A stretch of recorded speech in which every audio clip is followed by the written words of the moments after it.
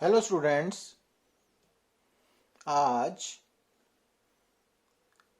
बात करने जा रहे हैं क्लास +1 यूनिट नंबर 2 काइनेमेटिक्स के लेक्चर नंबर 4 में parallelogram law of vectors addition. अब सबसे पहले जो बात हम डिस्कस करेंगे वो ये कि जैसा हमने प्रीवियस लेक्चर में triangle law of vectors addition के बारे में सीखा कि जैसा मैंने अपने पिछले लेक्चर में आपको बताया कि अगर आपने दो वेक्टर्स को ऐड करना है, जब भी आपने दो वेक्टर्स को ऐड करना है तो उसके लिए either you will use triangle law of vectors addition और parallelogram law of vectors addition. तो triangle law of vectors addition को यूज करते वक्त आपने किन बातों का ख्याल रखना है कि जो दो वेक्टर्स जिनको आपने ऐड करना है उनको हम बोलते हैं कंपोनेंट वेक्टर्स, और दोनों को जोड़ने के बाद जो रिजल्ट आता है उसको बोलते हैं रिजल्टेंट वेक्टर। और जब हम कहते हैं कि हमने दो वेक्टर्स को ऐड करना है तो इसका मतलब है कि हमने रिजल्टेंट वेक्टर फाइंड आउट करना है, और रिजल्टेंट वेक्टर फाइंड आउट करने का मतलब है कि हमने रिजल्ट का मैग्नीट्यूड प्लस डायरेक्शन कैलकुलेट करनी है। तो जब आप दो वेक्टर्स को ऐड करोगे, अब आप बोलोगे कि वेक्टर्स को ऐड क्यों करना है, तो क्योंकि फिजिक्स में जैसा कि मैंने आपको पहले बताया कि बहुत सारी क्वांटिटीज हैं, फिजिकल क्वांटिटीज जो वेक्टर क्वांटिटीज है ना, जैसे फोर्स है। तो अगर हमने टोटल फोर्स निकालनी है तो इट मीन्स हमें फोर्सेस को ऐड करना पड़ेगा ना। तो जैसे मोमेंटम है, तो अगर टोटल मोमेंटम कैलकुलेट करनी है तो हमको इंडिविजुअल मोमेंटम्स को ऐड अप करना पड़ेगा ना। तो इस तरह से हमें ये एडिशन ऑफ वेक्टर्स को सीखना पड़ेगा कि वेक्टर्स को ऐड करने के लिए कौन से रूल्स फॉलो करने हैं। तो अभी हम दो वेक्टर्स को सीखना शुरू किया है ना, तो इसके लिए हमने ट्राइंगल लॉ को यूज किया। तो ट्राइंगल लॉ के अकॉर्डिंगली अगर आपको दो वेक्टर्स गिवन है, गिवन मीन्स आपको दोनों वेक्टर्स का मैग्नीट्यूड भी नोन है और डायरेक्शंस भी पता है। और फिर वही बात कि जब हम डायरेक्शंस ऑफ टू वेक्टर्स की बात करते हैं तो एनालिटिकली जब हमें दो वेक्टर्स की डायरेक्शन मालूम है जिनको हमने ऐड करना है कंपोनेंट वेक्टर्स की, तो हम उन दोनों के बीच में एंगल बता सकते हैं ना। तो मैथमेटिकल ट्रीटमेंट में हम एंगल यूज करते हैं, तो दो वेक्टर्स के बीच में बनने वाला जो एंगल है वो क्या बताता है, direction of one vector with respect to other vector, है ना। तो जब हम दो वेक्टर्स को ऐड करना है तो जो दो वेक्टर्स हमें गिवन है कंपोनेंट वेक्टर्स, तो उनका हमें मैग्नीट्यूड भी मालूम होना चाहिए और डायरेक्शंस भी। तो डायरेक्शन से हमें एंगल मालूम होगा।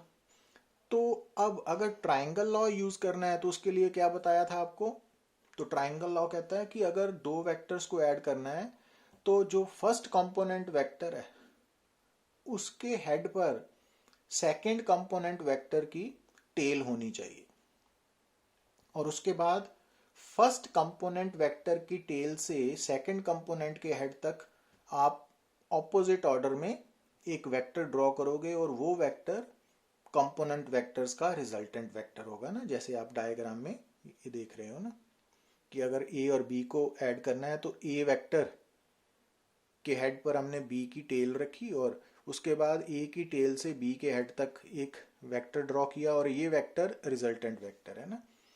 अब इसको हमने कैसे यूज करना है ये हमने कल भी न्यूमेरिकल्स ट्राई किए थे, अब भी कर रहे हैं। देखिए कि मान लीजिए कि हमारे पास दो फोर्सेस हैं, टू फोर्सेस हैं, 6 newton and 10 newton respectively are acting on a particle, and if these forces are inclined at an angle of 60 degree with each other, calculate the magnitude and direction of the net or total or resultant force।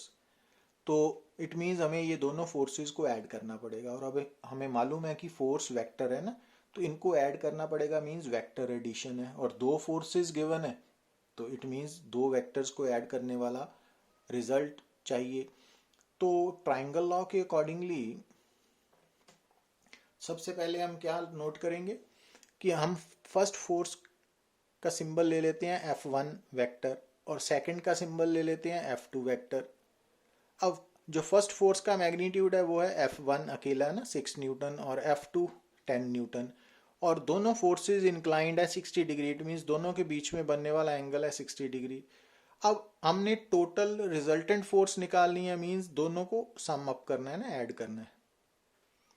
तो ये लिख लिया ना हमें। अब जब आप दो वेक्टर्स को ऐड करते हो तो जो रिजल्टेंट है उसका मैग्नीट्यूड कैसे निकालते हो? तो अंडर रूट, अब यहां पर जैसा कि हमने कल सीखा था कि पहला वेक्टर ए था, दूसरा बी था और रिजल्टेंट आर था ना सिंबल, तो इस कारण जो रिजल्टेंट आर वेक्टर है उसका मैग्नीट्यूड आर क्या लिखा था? Under root A square plus B square plus 2ab cos theta. अब यहाँ पर जो कंपोनेंट वेक्टर्स हैं वो F1 F2 है ना, और रिजल्टेंट एफ आर है, तो यहाँ पर हम क्या लिखेंगे? F R is equal to under root F1 square plus F2 square plus 2f1 F2 cos theta. अब F1 6 है, F2 10 है, थीटा 60 है, वो वैल्यूज हमने यहाँ सब्सिट्यूट की। और ये बात आपको बोला था माइंड में रखनी कि कॉस थीटा सिर्फ 2f1 F2 से मल्टीप्लाई होगा ना, तो वो वैल्यू सॉल्व करके 14 न्यूटन आंसर आ गया ना। तो जब तक तो हमने मैग्नीट्यूड निकालना है किसका? Resultant vector of two component vectors का, तब तक तो हमें डायग्राम की ज़्यादा ज़रूरत नहीं है। बट जब हमने डायरेक्शन भी शो करनी है तो उसके लिए हम क्या करेंगे? सबसे पहले ना फर्स्ट वेक्टर ड्रॉ करेंगे। F1 वेक्टर ड्रॉ किया, कर लिया ना, तो प्रेफरेबली इसको हॉरिजॉन्टल में ड्रॉ करते हैं ना। अब दूसरा वेक्टर कैसे ड्रॉ करना है आपने? क्योंकि ट्राइंगल लॉ यूज कर रहे हो आप, तो दूसरे वेक्टर को ड्रॉ करते वक्त दूसरे वेक्टर की टेल फर्स्ट के हेड पर होनी चाहिए ना, ग्रीन कलर का ना। और एक बात और माइंड में रखिए आप, क्योंकि जो फर्स्ट वेक्टर का मैग्नीट्यूड 6 न्यूटन है, सेकंड का 10 है, तो ड्रॉ करते वक्त जो 10 न्यूटन F2 वेक्टर है वो थोड़ा बड़ा होना चाहिए और F1 थोड़ा छोटा, क्योंकि किसी भी वेक्टर की लेंथ क्या है? Directly proportional to its magnitude है ना। तो ये बातें। अब रिजल्टेंट कौन सा वेक्टर ड्रॉ करेगा, रिप्रेजेंट करेगा? F1 के टेल से F2 के हेड तक, ब्लू कलर का FR, तो ये रिजल्टेंट है। अब इसका मैग्नीट्यूड तो हम निकाल चुके हैं, अब डायरेक्शन कैसे निकालेंगे? तो उसके लिए एक तो अगर हमने F1 को रेफरेंस वेक्टर मान लिया तो जो F2 दूसरा कंपोनेंट वेक्टर है उसकी direction with respect to F1 क्या होगी? वो हमने थीटा 60 डिग्री दी हुई है। और FR की direction with respect to F1 क्या है? अल्फा। तो वो अल्फा कैसे निकालोगे? तो उसके लिए फार्मूला बताया था कि tan अल्फा किसके बराबर होगा? जो रेफरेंस वेक्टर है उसको छोड़ के दूसरे वाला component vector F2 sine theta over F1 plus F2 cos theta. अब यहाँ पे आप थीटा की, F1 की, F2 की वैल्यू सब्स्टिट्यूट करें और उसको सॉल्व किया तो tan अल्फा आ गया 5√3/11। तो अब कोई ये स्टैंडर्ड वैल्यू तो है नहीं, तो इसको as such alpha is equal to tan inverse लिख देना है ना।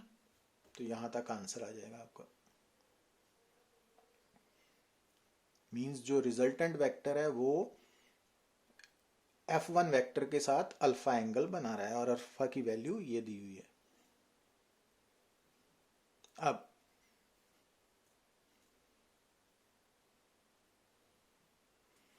अब यहां पर हमें एक ट्राइंगल गिवन है और इस ट्राइंगल की तीन साइड्स तीन वेक्टर्स को रिप्रेजेंट कर रही हैं और साथ में नजर आ रहा है कि ये राइट एंगल ट्राइंगल है।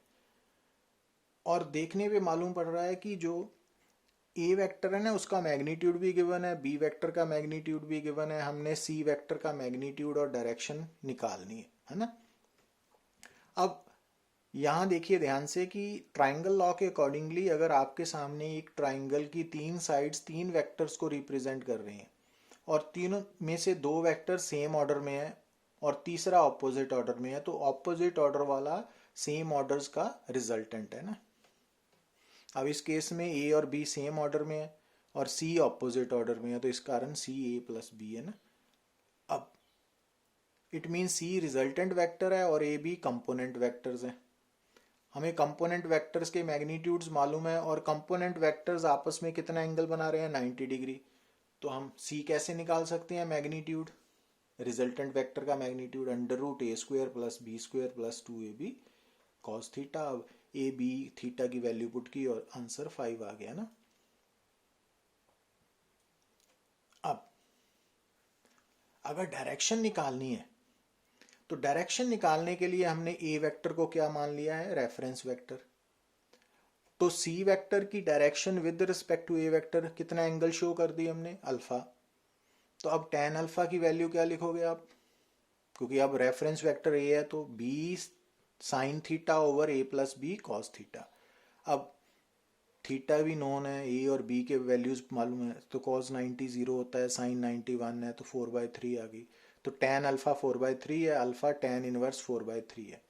पर मैंने जैसे आपको पहले ट्रिग्नोमेट्री मैथमेटिकल टूल्स में बताया था कि टेन अल्फा की वैल्यू अगर 4/3 है तो इट मीन्स उस वक्त एंगल अल्फा क्या होगा, 53 डिग्री। तो ये रिजल्ट्स आपको याद रखने पड़ेंगे ना।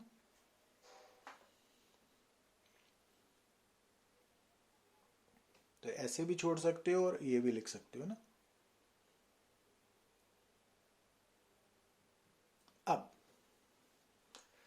अब तक तो हम डिस्कस कर रहे थे कि अगर दो वेक्टर्स को ऐड करना है with the help of triangle law तो क्या अप्लाई करना है, डायग्राम कैसे ड्रॉ करनी है। तो उसमें क्या था ट्राइंगल लॉ में कि जो दो वेक्टर्स गिवन है तो आप फर्स्ट कंपोनेंट वेक्टर को ड्रॉ करने के बाद सेकंड कंपोनेंट वेक्टर की टेल को फर्स्ट के हेड पे रखेंगे और उसके बाद फर्स्ट की टेल से सेकंड के हेड तक एक ऑपोजिट ऑर्डर में वेक्टर ड्रॉ करोगे और वो वेक्टर उन दोनों का रिजल्टेंट होगा ना। ये थी ट्राइंगल लॉ। अब यहां पर अगर हमने मान लीजिए पैरेललोग्राम लॉ के बारे में सीखना है, ठीक है ना, तो दो वेक्टर्स को ऐड करना है बट यूज करना है पैरेललोग्राम लॉ। तो उसके लिए डायग्राम कैसे ड्रॉ करेंगे ना। तो उसके लिए सबसे पहले कि हमने फर्स्ट वेक्टर को ड्रॉ किया है ना। अब फर्स्ट को ड्रॉ करने के बाद अगर ट्राइंगल लॉ होती तो सेकंड वेक्टर कहाँ ड्रॉ होता, सेकंड की टेल फर्स्ट के हेड पे आती ना।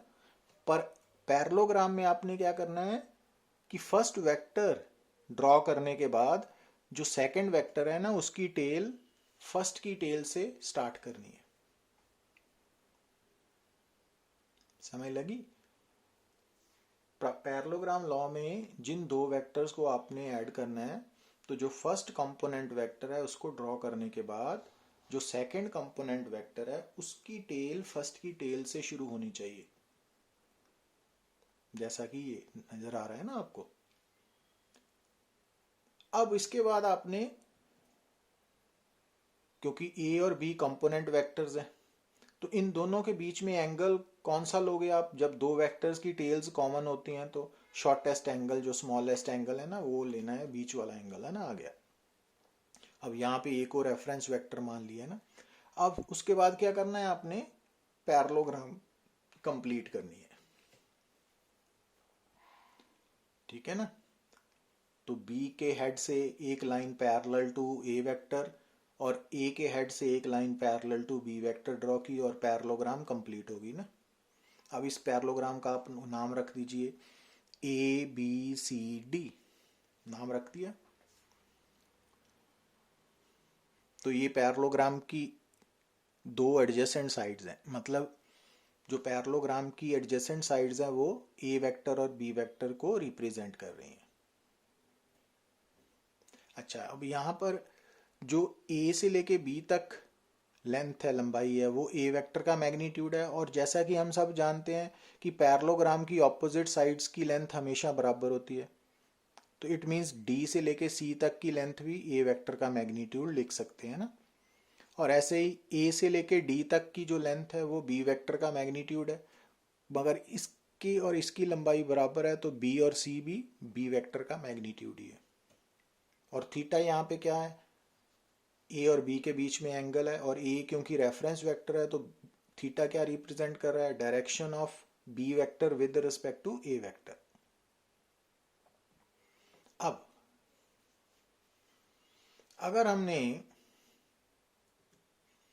दो वेक्टर्स जिनको हमने ऐड करना था with the help of parallelogram, तो कैसे ड्रॉ किए, पहला कंपोनेंट वेक्टर ड्रॉ करने के बाद दूसरे कंपोनेंट वेक्टर की टेल पहली के टेल पे रखी है ना, और उसके बाद पैरेललोग्राम कंप्लीट की। तो अब रिजल्टेंट वेक्टर कौन होगा, तो वो पैरेललोग्राम लॉ बताता है कि अगर दो वेक्टर्स पैरेललोग्राम की दो एडजेसेंट साइड्स को रिप्रेजेंट कर रहे हैं, के साथ रिप्रेजेंट हो रहे हैं, तो जो कॉमन टेल है वहां से जो पैरेललोग्राम का डायगोनल निकलेगा, तो ए से लेके सी वाला डायगोनल, तो वो रिजल्टेंट वेक्टर होगा। तो इस सब को बताने वाला हमारे पास लॉ है पैरेललोग्राम लॉ। ठीक है, तो जैसे ट्रायंगल लॉ में क्या था कि फर्स्ट कंपोनेंट वेक्टर ड्रॉ किया और उसके बाद सेकंड कंपोनेंट वेक्टर की टेल फर्स्ट के हेड पे ड्रॉ करनी है ना, और उसके बाद फर्स्ट की टेल से सेकंड के हेड तक ऑपोजिट ऑर्डर में एरो ड्रॉ करना है, तो वो रिजल्टेंट वेक्टर था ना।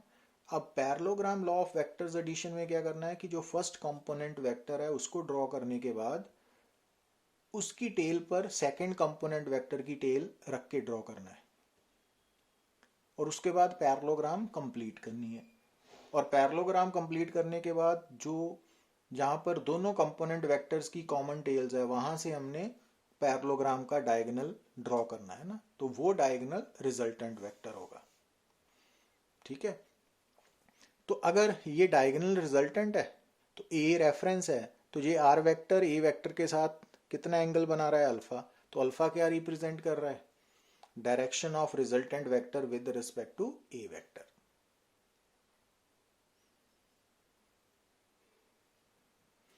तो अब जो बात मैंने आपको डिटेल में समझाई वो इसको लिखी हुई है कि ये पैरेललोग्राम लॉ क्या बोल रहा है कि अगर दो vectors they are represented both in magnitude and direction by the two adjacent sides of parallelogram, then their resultant vector is represented both in magnitude and direction by the diagonal of the parallelogram passing through their common tails।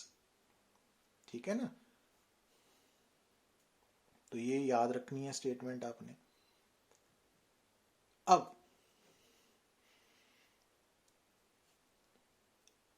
इस case में भी जो resultant vector है उसका magnitude कितना होगा, √a² + b² + 2ab cos theta, और theta यहाँ पे क्या है, कंपोनेंट वेक्टर्स के बीच में बनने वाला एंगल, और जो कंपोनेंट वेक्टर्स की डायरेक्शन पे डिपेंड करेगा।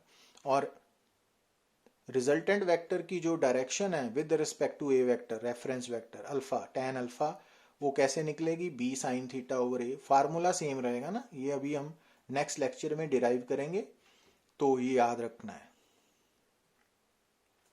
पर अगर मान लीजिए कि आपने रिजल्टेंट वेक्टर की डायरेक्शन बताने के लिए जो रेफरेंस वेक्टर है ए की जगह पर बी वेक्टर को सिलेक्ट किया, जैसे ग्रीन कलर है ना, तो बीटा एंगल सिलेक्ट किया, तब tan बीटा कैसे लिखोगे आप, क्योंकि अब बीटा क्या बता रहा है, direction of resultant vector with respect to reference vector B. अब जब आप बीटा एंगल शो करते हो ना, तो इट मींस ये किसकी डायरेक्शन बता रहा है, रिजल्टेंट वेक्टर की with respect to B vector. तो अब इस केस में tan बीटा क्या लिखोगे आप, क्योंकि इस केस में रेफरेंस वेक्टर बी है, तो ऊपर a sin θ/b + a cos θ आएगा ना।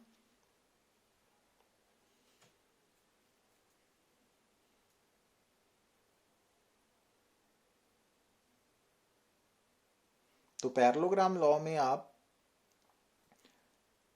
रिजल्टेंट वेक्टर की डायरेक्शन बताने के लिए रेफरेंस वेक्टर ए भी सिलेक्ट कर सकते हो या बी भी, ठीक है, बट आपने उसको डायग्राम में शो करना है। तो ये सारा डिटेल में जो हमने स्टडी किया। अच्छा, अब आप बात ध्यान से देखिए कि अभी हम प्रूव करेंगे कि चाहे आप दो वेक्टर्स को ऐड करिए with the help of triangle law, चाहे with the help of parallelogram law, सिर्फ डायग्राम ड्रॉ करने में फर्क आएगा, बट जो रिजल्टेंट वेक्टर ऑब्टेन होगा उसका मैग्नीट्यूड और डायरेक्शन दोनों मेथड से सेम आएगी। अब यहाँ पे देखिए आप कि इस केस में ए और बी कंपोनेंट वेक्टर्स हैं, और ये दो component vectors they are represented both in magnitude and direction by the adjacent sides of parallelogram। तो इन दो वेक्टर्स का, कंपोनेंट वेक्टर्स का रिजल्टेंट वेक्टर ये डायगोनल है अकॉर्डिंग टू पैरेललोग्राम लॉ, है ना। तो आपके सामने ए एंड बी क्या है, कंपोनेंट वेक्टर्स जिनको आपने ऐड करना है, और आर वेक्टर क्या है, उनका रिजल्टेंट वेक्टर है, और ये हमने ड्रॉ किया या कैलकुलेट किया with the help of parallelogram law. Got it. अच्छा, अब ध्यान दीजिए। अब क्योंकि पैरेललोग्राम की ऑपोजिट साइड्स हमेशा इक्वल होती हैं, लंबाई बराबर होती है ना, और पैरेलल होने का मतलब है कि अगर हम इस साइड और ये इस साइड पे भी मैं एरो डाल दूं तो ये वाला वेक्टर और ये वेक्टर डायरेक्शन में सेम है, मैग्नीट्यूड्स भी बराबर हैं, तो इट मीन्स ये वाला वेक्टर भी हम बी वेक्टर लिख सकते हैं। मालूम पड़ा? ये पैरेललोग्राम है ना, ये ए वेक्टर है और ये बी वेक्टर है और ये पैरेललोग्राम की दो एडजेसेंट साइड्स हैं ना, ठीक है, और ये रिजल्टेंट वेक्टर है, तो ये सारा कुछ पैरेललोग्राम लॉ के अकॉर्डिंगली है ना। अब क्योंकि ये पैरेललोग्राम की ऑपोजिट साइड्स हैं, इन दोनों का लेंथ सेम है, और अगर मैं यहां पर एरो डाल दूं ऐसे, तो ये और ये वेक्टर दोनों मैग्नीट्यूड में सेम है और डायरेक्शन भी सेम है, तो इट मीन्स दोनों इक्वल वेक्टर्स हो गए। इसका मतलब ये वेक्टर अगर बी है तो इसको भी बी बोल सकते हैं ना, ठीक है। अब ध्यान दीजिए, अब इस पे और इस पे देखिए आप, ए और बी सेम ऑर्डर में है ना। अब ये एंगल और ये एंगल भी इक्वल हैं पैरेललोग्राम में, तो अगर मैंने ये साइड कवर कर दी तो अब यहाँ पे देखिए कि ये ए वेक्टर है, ये बी वेक्टर है और ये रिजल्टेंट वेक्टर है। तो अब रिजल्टेंट वेक्टर किसके अकॉर्डिंगली आ रहा है?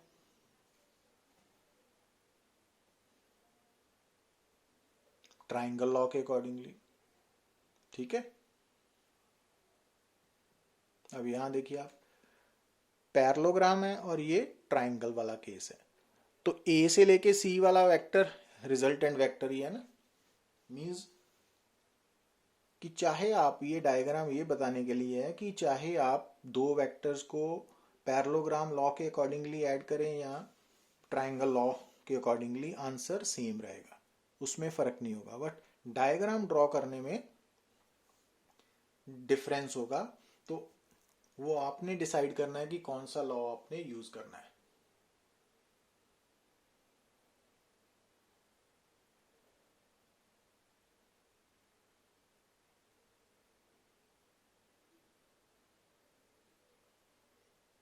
Got it?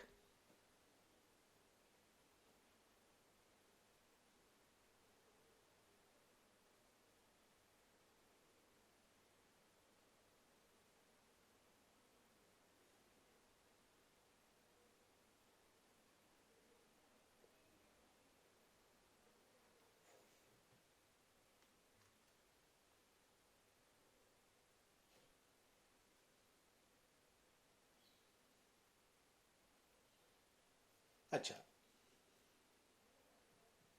अब ये देखिए एक न्यूमेरिकल,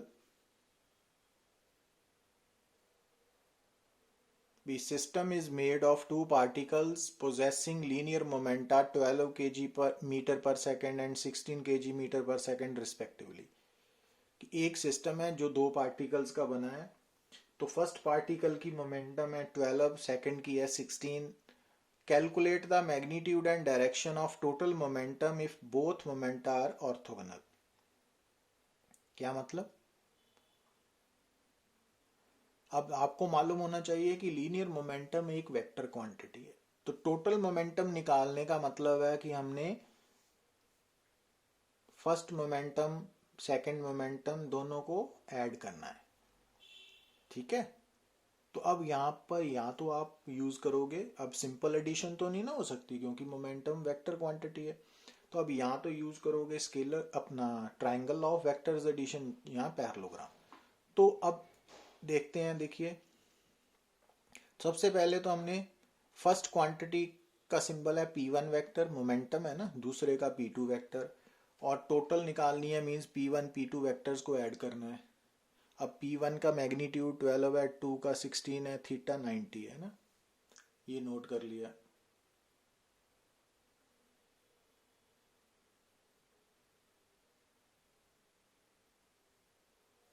ठीक है, ये नोट कर लिया। अब पैरेललोग्राम लॉ में क्या करना है हमने कि जो फर्स्ट वेक्टर है ना उसकी टेल पे सेकंड वेक्टर की टेल ड्रॉ करनी है और उसके बाद पैरेललोग्राम कंप्लीट करनी है और उसके बाद जो कॉमन टेल से डायगोनल है ना वो वाला वेक्टर रिजल्टेंट वेक्टर है। यही लिखा है ना सामने। तो अब सबसे पहले हमने क्या किया, P1 वेक्टर ड्रॉ किया और उसकी टेल पे P2 वेक्टर ड्रॉ कर लिया, नजर आ रहा है ना आपको। अब उसके बाद आप क्या करोगे, थीटा 90 कैसे मालूम पड़ा, क्योंकि आपको दिया हुआ है ना कि दोनों मोमेंटम जिसको ऐड करना है वो ऑर्थोगोनल है। ऑर्थोगोनल मींस दोनों वेक्टर्स एक दूसरे के परपेंडिकुलर है ना। तो अब पैरेललोग्राम कंप्लीट करिए, ये कर दी ABCD। तो अब क्योंकि P1 वेक्टर और P2 वेक्टर की टेल्स कॉमन है तो अंदर वाला एंगल थीटा 90 है ना वो, और P1 वेक्टर को हमने रेफरेंस वेक्टर ले लिया।